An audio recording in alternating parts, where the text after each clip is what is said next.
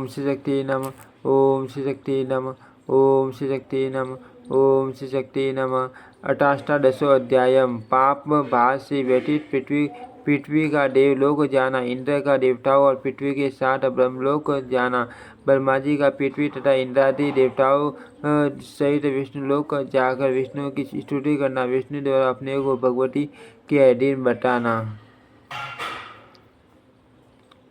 व्यास जी बोले, हे राजन सुनिए, अब मैं श्री कृष्ण के मान चरित्रों, उनके अवतार के कारण और भगवती के अद्भुत चरित्रों का वर्णन करूंगा। एक समय की बात है, पापियों के भार से व्यथित अत्यधिक कष्ट दीन तथा भयभीत पृथ्वी गौ का रूप धारण करके रोती हुई सब लोग गई। वहाँ इंद्र ने पूछा, हे वसुंधरे, इस समय आपको कौन सा भय है? आपको किसने पीड़ा पहुँचाई है और आपको क्या दुख है? यह सुनकर पृथ्वी ने कहा, हे देवर्ष, यदि आप पूछ ही रहे हैं तो मेरा सारा दुख सुन लीजिए। महाराज, मैं भार से दबी हुई हूँ।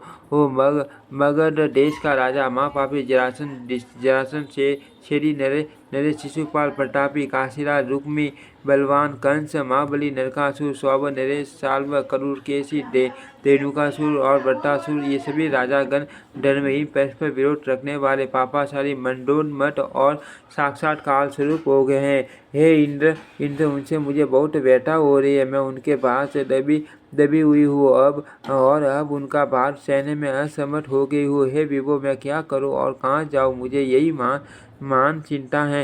हे इंद्र, पूर्व में मैं दानव हिरण्याक्ष से पीड़ित थी। उस समय परम ऐश्वर्यशाली वरा रूपधारी भगवान विष्णु ने मेरा उद्धार किया था। यदि वे वरा रूप धारण करके मेरा उद्धार न किए होते तो उससे भी अधिक दुख की स्थिति में मैं न पहुँचती। आप ऐसा जानिए, कश्यप के पुत्र दुष्ट दैत्य हिरण्याक्ष ने मुझे चुरा लिया था और उस महासमुद्र में डुबो दिया था। उस समय भगवान विष्णु ने शुक्र का रूप धारण कर उसका संहार किया और मेरा उद्धार किया। तदनंतर उस वरा रूपधारी विष्णु ने मुझे स्थापित करके स्थिर कर दिया। अन्यथा मैं इस समय पाताल में स्वस्थित रहकर सुखपूर्वक सोई रहती। है देवेश, अब मैं दुष्टात्मा राजाओं का भार वहन करने में समर्थ नहीं। हे इंद्र, अब आगे 28वें दुष्ट कलयुग आ रहा है। उस समय मैं और भी पीड़ित हो जाऊंगी। तब तो मैं शीघ्र ही रसातल में चले जाऊंगी। अतः हे देवशी से दुख रूपी महासागर से मुझे पार कर दीजिए, मेरा बोझ उतार दीजिए। मैं आपके चरणों में नमन करती हूँ।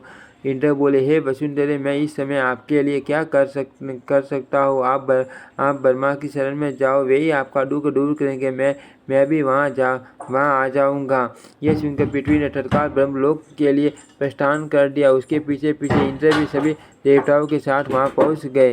हे महाराज, उस आई हुई धेनु को अपने सम्मुख उपस्थित देखकर तथा ध्यान दृष्टि द्वारा उसे पृथ्वी जान करके ब्रह्मा जी ने कहा, हे कल्याणी, आप किस लिए रो रही हो और आपको कौन सा दुख है? मुझे अभी बताओ। हे पृथ्वी, किस पापाचारी ने आपको पीड़ा पहुँचाई है? मुझे बताओ। डरा बोली, हे जगतपते, ये दुष्ट कली अब आने वाला है। मैं उसी के आतंक से डर रही हूँ, क्योंकि उस समय सभी लोग पापाचारी हो जाएंगे। सभी राजा लोग दुराचारी हो जाएंगे, आपस में विरोध करने वाले होंगे और चोरी के कर्म में संलग्न रहेंगे। वे राक्षस के रूप में एक दूसरे के पुण्य रूप से शत्रु बन जाएंगे। हे पितामह, उन राजाओं का वध करके मेरा भार उतार दीजिए। हे महाराज, मैं राजाओं की सेना के पास से दबी हुई हूँ। ब्रह्मा जी बोले, हे देवी, आपका भार उतारने में मैं सर्वथा समर्थ नहीं हूँ। अब हम दोनों चक्रधारी दिवाली देव भगवान विष्णु के धाम चलते हैं। वे जनार्दन आपका भार अवश्य उतार देंगे। मैं पहले से ही भली भांति विचार करके आपका कार्य करने की योजना बनाई है। उन्होंने इंद्र से कहा, हे सुरश्रेष्ठ, जहाँ पर भगवान जनार्दन विद्यमान है, अब आप वहीं पर चले। व्यास जी बोले, ऐसा कहकर वे वेदकर्ता शत्रुमुख ब्रह्मा जी हंस पर आरूढ़ हुए और देवताओं तथा घोर रूपधारिणी पृथ्वी को साथ में लेकर विष्णुलोक के लिए प्रस्थित हुए। वहाँ पहुंचकर भक्ति से परिपूर्ण हृदय वाले ब्रह्मा जी वेद वाक्य से उनकी स्तुति करने लगे। ब्रह्मा जी बोले, आप 1000 मस्तकों वाले, 1000 नेत्रों वाले और 1000 पैरों वाले आप देवताओं के भी आदि देव तथा सनातन वेद पुरुष हैं। हे विभो, हे रमापते, भूतकाल भविष्य तथा वर्तमान काल जो भी हमारा अमृतत्व है उसे आपने ही हमें प्रदान किया है। आपकी इतनी बड़ी महिमा है कि उसे त्रिलोकी में कौन नहीं जानता। आप ही सृष्टि करने वाले आप ही सृष्टि करने वाले, पालन करने वाले और संहार करने वाले हैं। आप सर्वव्यापी और सर्वशक्ति संपन्न है। व्यास जी बोले, इस प्रकार स्तुति करने पर पवित्र हृदय वाले वे गरुड़ ध्वज भगवान विष्णु प्रसन्न हो गए और उन्होंने ब्रह्मा आदि देवताओं को अपने दर्शन दिए। प्रसन्न मुख मंडल वाले भगवान विष्णु ने देवताओं का स्वागत किया और विस्तार पूर्वक उनके आगमन का कारण पूछा। तदनंतर पंच योनि ब्रह्मा जी ने उन्हें प्रणाम करने के उपरांत पृथ्वी के दुख का स्मरण करते हुए उनसे कहा, हे विष्णु, हे जनार्दन, अब पृथ्वी का भार दूर कर देना आपका कर्तव्य है। अतः हे दयानिधे, द्वार पर का अंतिम समय उपस्थित होने पर आप पृथ्वी पर अवतार लेकर दुष्ट राजाओं को मारकर पृथ्वी का भार उतार दीजिए। विष्णु बोले, इस विषय में मैं विष्णु, ब्रह्मा, शंकर, इंद्र, अग्नि, यम, तपस्या, सूर्य और वरुण कोई भी स्वतंत्र नहीं है। ये संपूर्ण शास्त्र जगत योग माया के अधीन रहता है। ब्रह्मा से लेकर तर्ण पर्यंत सब कुछ सात्विक, राजस, तामस गुणों के सूत्रों द्वारा उन्हीं में गुटा हुआ है। हे सुव्रत, हे वे हितकारिणी भगवती सर्वप्रथम सविशा पूर्वक जैसा करना चाहती हैं वैसा ही करती है। हम लोग भी सदा उनके ही अधीन रहते हैं। अब आप लोग स्वयं अपनी बुद्धि से विचार करें कि यदि मैं स्वतंत्र होता तो महासमुद्र में मत्स्य और कश्यप रूप धारी क्यों बनता। तिर्यक योनियों में कौन सा भोग प्राप्त होता। क्या यश मिलता है, कौन सा सुख होता है और कौन सा पुण्य प्राप्त होता है। इस प्रकार शूद्र योनि में जन्म लेने वाले मुझ विष्णु को क्या फल मिला।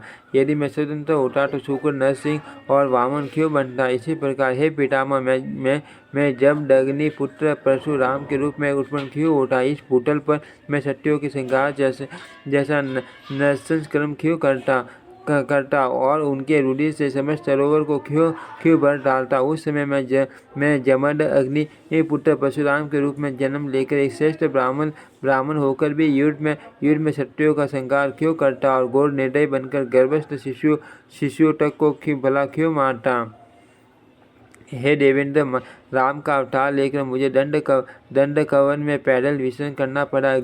गेरू वस्त्र धारण करना पड़ा और जटा बलकलधारी बनना पड़ा। उस निर्जन वन में असहाय रहते हुए तथा पास में बिना किसी भोज्य सामग्री के निर्लज्ज होकर आकेट करते हुए मैं इधर उधर भटकता रहा। उस समय माया से आच्छादित रहने के कारण मैं उस मायावी श्रवण मृग को नहीं पहचान सका और जानकी को पर्णकुटी में छोड़कर उस मृग के पीछे निकल पड़ा। मेरे बहुत मना करने पर भी प्राकृतिक गुणों से व्यामोगढ़ होने के कारण लक्ष्मण भी उस सीता को छोड़कर मेरे पदचिन्हों को अनुसरण करते हुए वहां से निकल पड़े।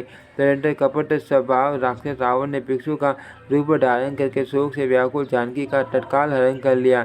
तब दुख से व्याकुल होकर मैं वन भटकता हुआ रोता रहा और अपना कार्य सिद्ध करने के लिए मैंने सुग्रीव से मित्रता की। मैंने अन्यायपूर्वक वाली का वध किया तथा उसे सांप से मुक्ति दिलाई और इसके बाद वानरों को अपना सहायक बनाकर लंका की ओर प्रस्थान किया। वहाँ युद्ध में मैं तथा मेरा छोटा भाई लक्ष्मण दोनों नाग पांचों से बांध दिए गए। हम दोनों को अशेष पड़ा देख कर सभी वानर आश्चर्यचकित हो गए। तब गरुड़ ने आकर हम दोनों भाइयों को छुड़ाया।